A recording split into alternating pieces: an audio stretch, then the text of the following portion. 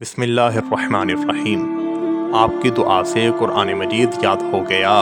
حضرت خواجہ حسن بصری کے زمانے میں امام ابو عمر رحمۃ اللہ علیہ قرآن مجید پڑھایا کرتے تھے۔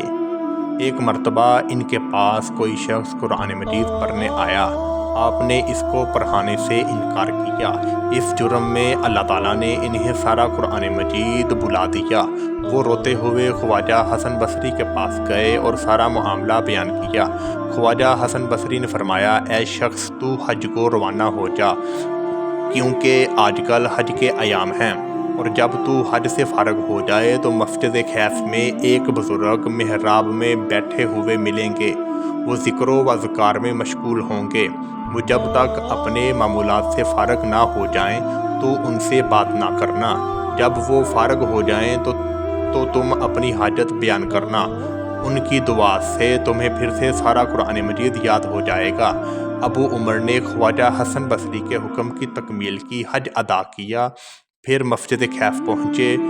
مسجد کے محراب میں ایک بزرگ کو دیکھا۔ بہت سارے لوگ ان کے گرد بیٹھے ہوئے تھے۔ تھوڑی دیر بعد سفید و پاکیزہ لباس والا ایک شخص وہاں آیا۔ سب لوگ ان کے گرد بیٹھ گئے۔ کچھ دیر باتیں ہوئیں، اتنے میں نماز کا وقت ہو گیا۔ سفید لباس والا شخص وہاں سے چلا گیا۔ دوسرے لوگ بھی چلے گئے۔ وہ بزرگ تنہا رہ گئے تو ابو عمر رحمۃ اللہ علیہ ان کے پاس پہنچے۔ بعد السلام ان کو اپنا سارا مسئلہ بیان کیا، پھر دعا کی درخواست کی۔ ان بزرگوں نے آسمان کی طرف دیکھا اور دعا فرمائی۔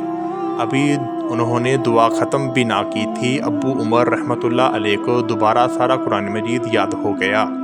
ابو عمر رحمۃ اللہ علیہ اتنے خوش ہوئے کہ ان بزرگوں کے قدموں میں گر گئے۔ انہوں نے ابو عمر رحمۃ اللہ علیہ کو اپنے قدموں سے اٹھایا اور پوچھا، تمہیں میرے پاس کس نے بھیجا؟ جواب دیا، خواجہ حسن بصری نے۔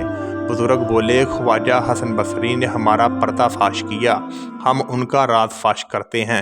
یہ کہہ کر انہوں نے ابو عمر رحمۃ اللہ علیہ سے کہا، ابھی تم نے سفید پوشاک والے شخص کو دیکھا تھا؟ عرض کی، جی ہاں دیکھا تھا۔ فرمایا، وہ خواجہ حسن بصری رحمۃ اللہ علیہ تھے جو روزانہ بصرے سے ظہر کی نماز پڑھ کر مکہ پہنچتے ہیں۔ یہاں ہم ذکر و اذکار کرتے ہیں اور عصر کی نماز کا وقت ہو جاتا ہے تو وہ واپس بصری چلا جاتے ہیں۔ پھر فرمایا، حضرت خواجہ حسن بصری رحمۃ اللہ علیہ جن لوگوں کے امام ہوں ان کو ہم سے دعا کروانے کی ضرورت نہیں، کیونکہ جن سے ہم خود سیکھتے ہیں وہ جن کے پاس ہوں ان کا ٹھکانہ بہت اعلیٰ ہوتا ہے۔ سبحان اللہ۔